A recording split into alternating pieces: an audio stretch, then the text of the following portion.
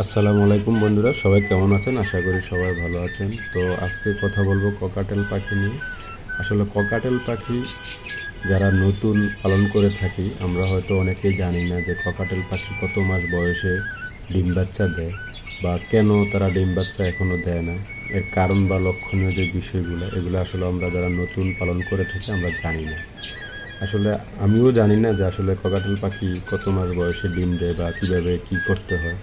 তবে অনেকে অনেক কথা বলে যে ভিটামিন জাতীয় খাবার বা বিভিন্ন ফল ফ্রুটস, শাকসবজি এসব খাওয়ানোর জন্য অনেকে বলে থাকে।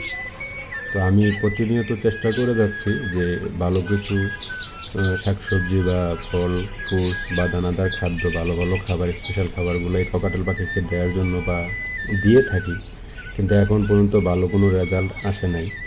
তো কিভাবে কি করতে হবে যদি কেউ জেনে থাকেন বা জানেন, যারা পুরাতন খামারি বা ককাটেল পাখি পালন করে থাকেন, যদি কেউ জেনে থাকেন আমাদেরকে জানাবেন। ধন্যবাদ। আসসালামু আলাইকুম।